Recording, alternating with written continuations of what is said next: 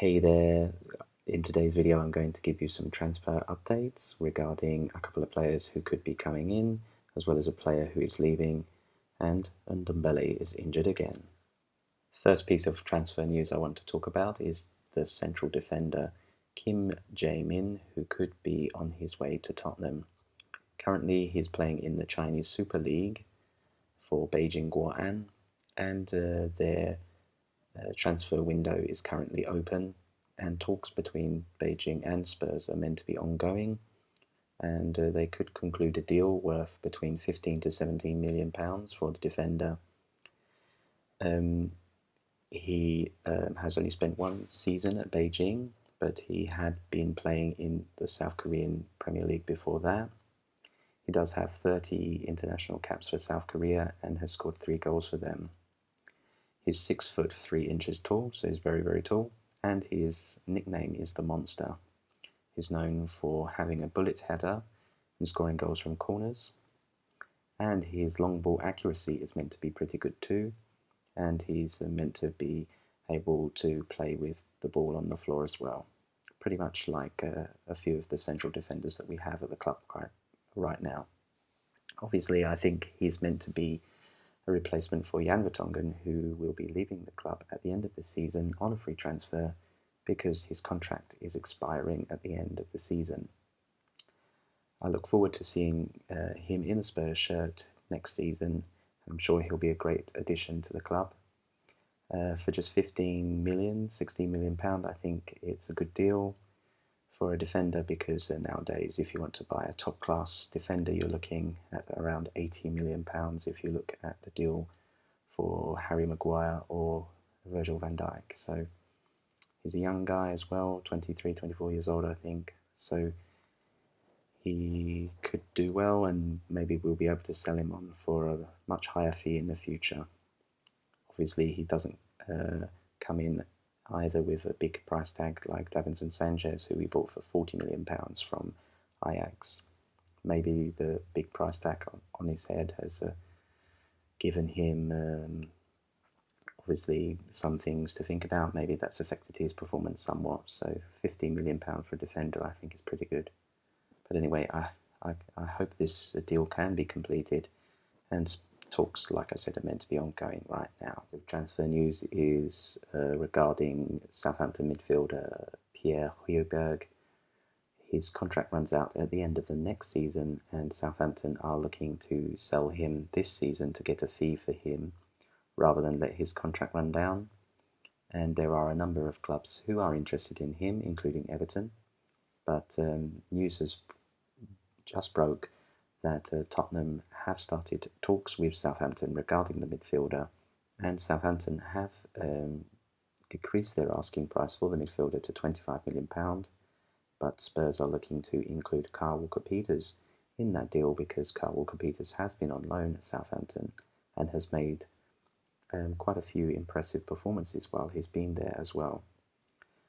So Southampton could be looking to sign Kyle Walker-Peters next year, and obviously we're looking at Piere Hojbjerg, and it's a wait to see whether the deals can be completed.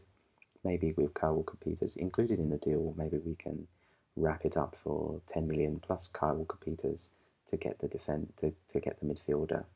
And obviously he does play in a CDM role, defensive midfield role, which Jose Mourinho is looking to include into his Tottenham lineup.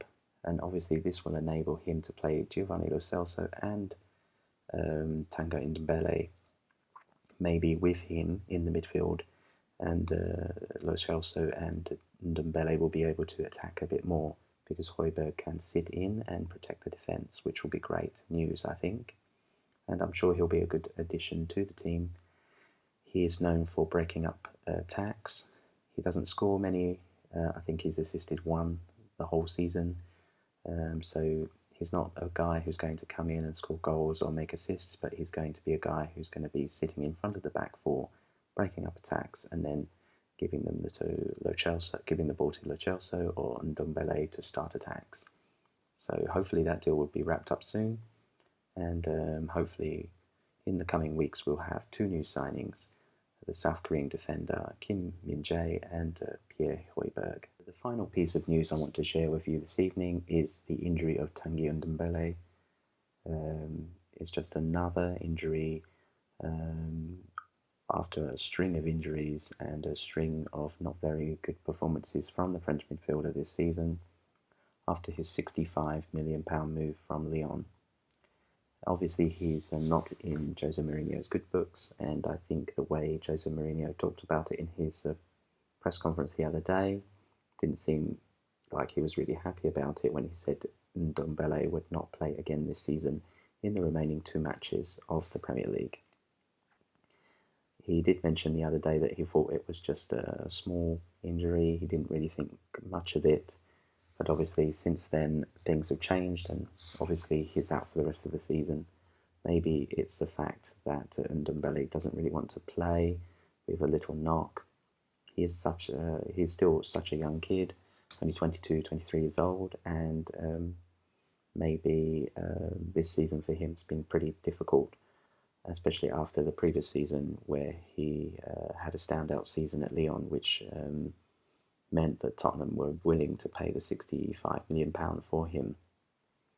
Obviously, it was his first season, so I think we need to give him a little bit of a break and hopefully give him another pre-season, and then hopefully in his second season he can come back into the Tottenham side and make a better impact on our team.